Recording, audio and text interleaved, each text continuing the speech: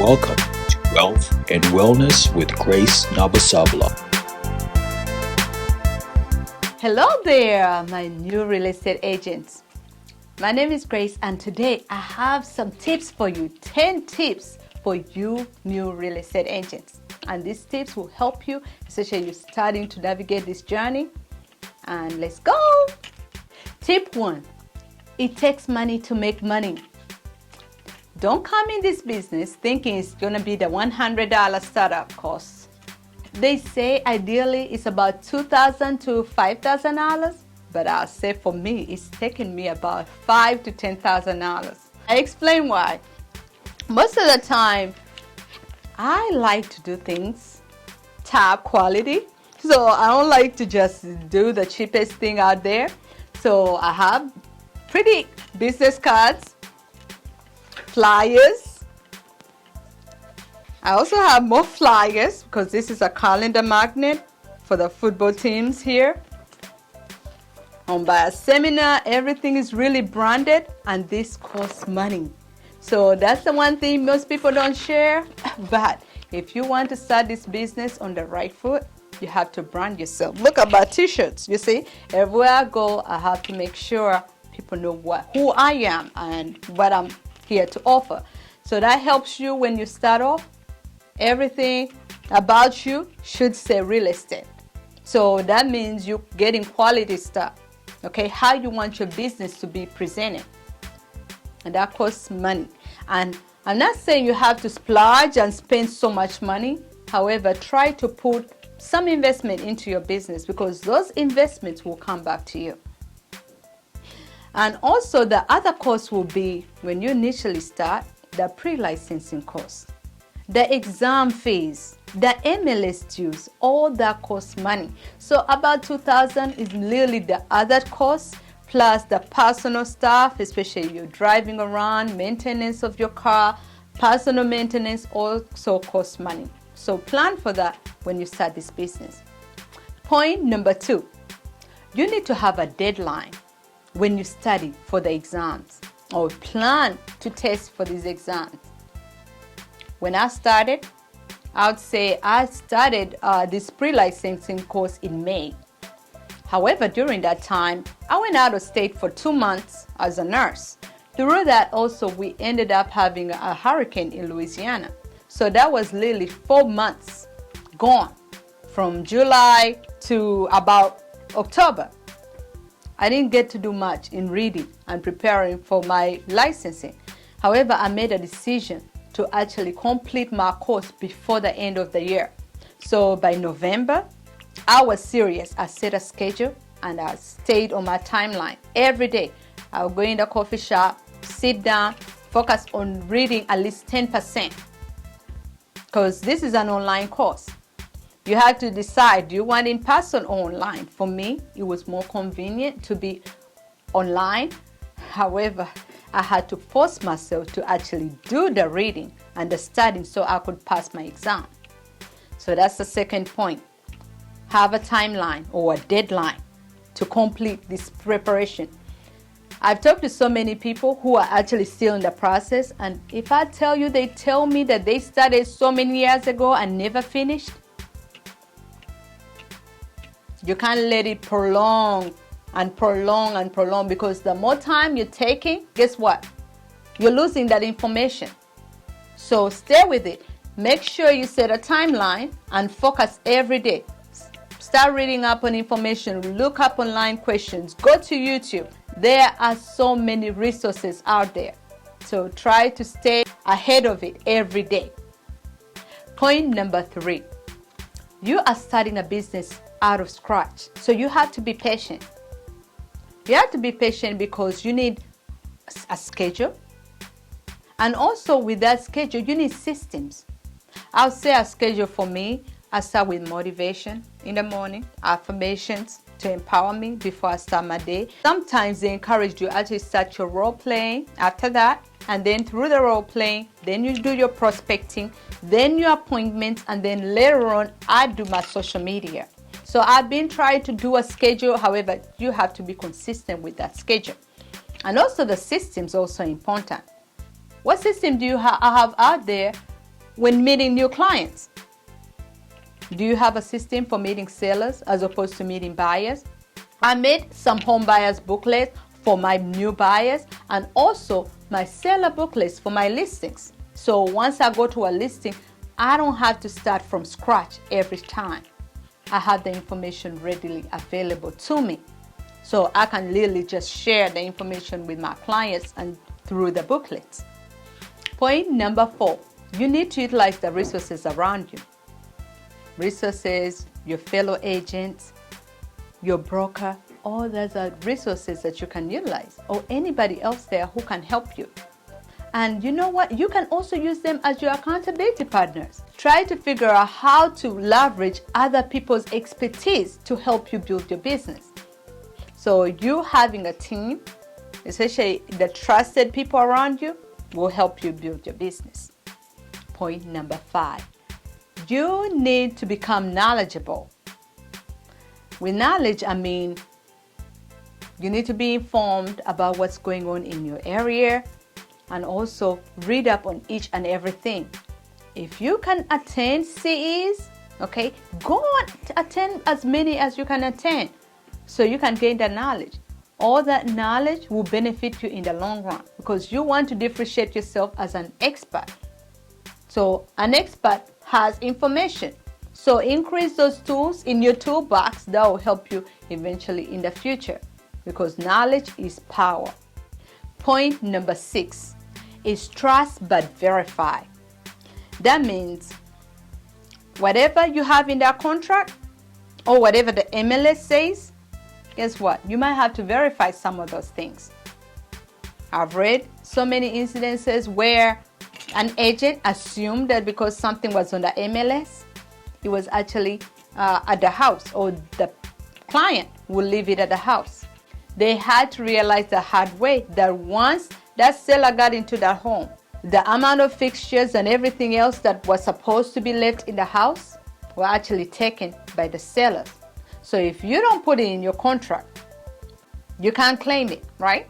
So claim everything in your contract so you can trust that it's there as they say on the MLS, but also include it. If they say a wash and dryer or even refrigerator are included, make sure you list it on the contract because at least there you will cover yourself that it was included in your contract. Point number 7. I like this point, y'all. It's about do not, and I repeat, do not count your chickens before they hatch. Literally meaning, do not assume that something, okay, is going to work out just because everything is lining up until the very end, until everything works out, until that ink dries at that closing table.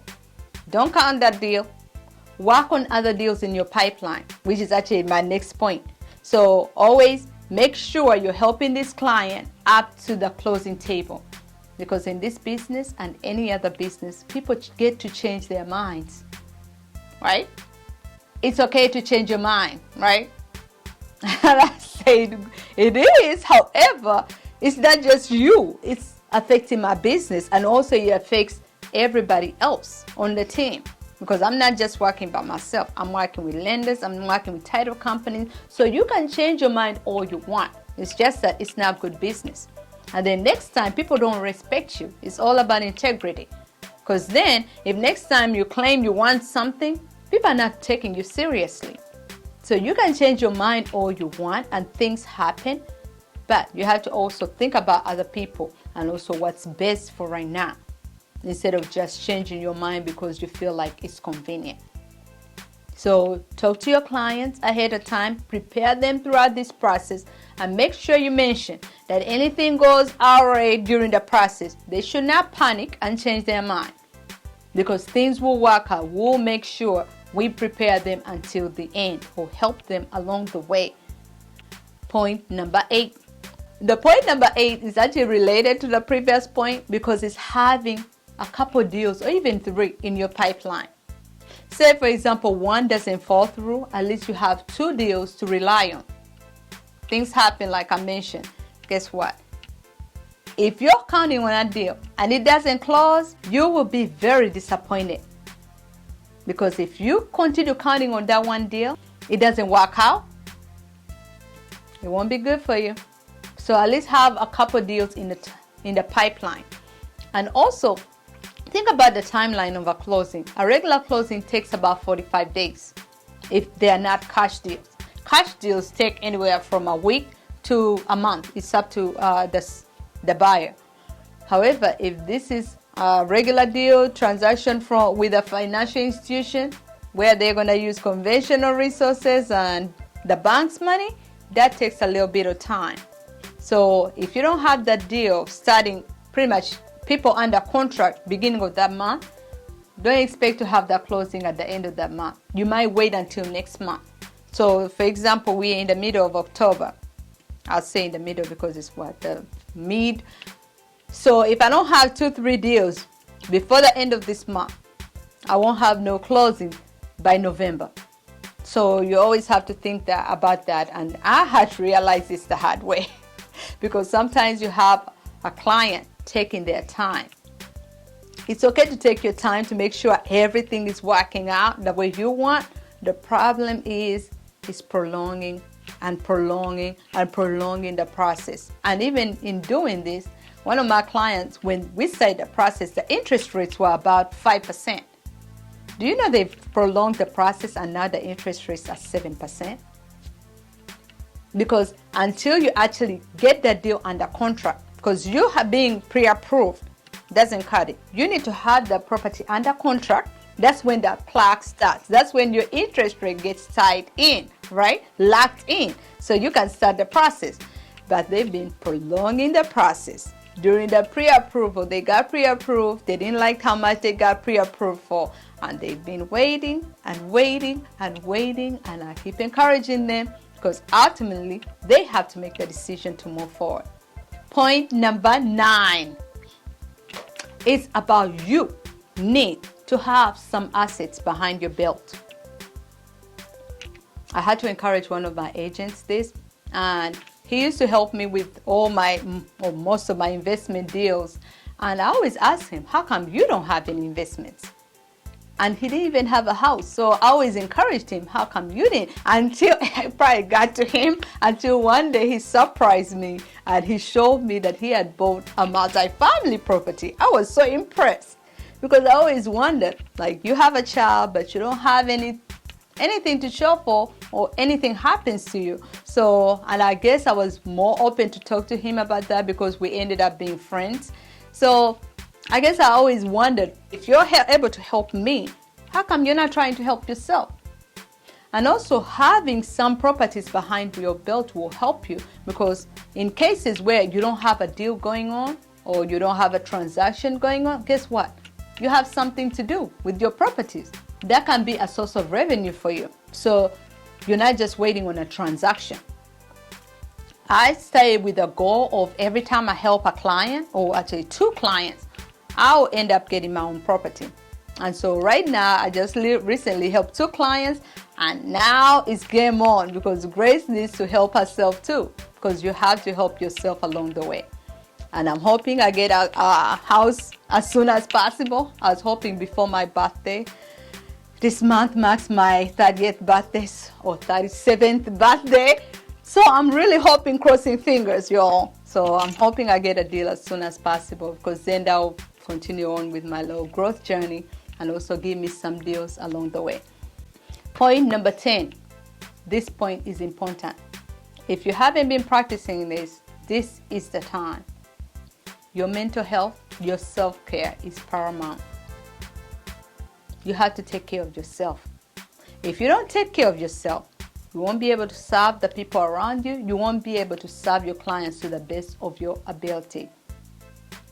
I had to learn this the hard way. I used to give every time and always felt depleted until I started to have some restrictions and limitations on what I could say yes to.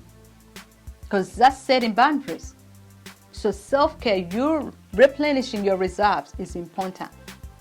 This business can drain you. Dealing with people, any business drains you. So start replenishing yourself. Okay, take care of yourself. Take maybe 10 minutes out of your day and just be grateful. Or meditate, whatever helps you. Exercise.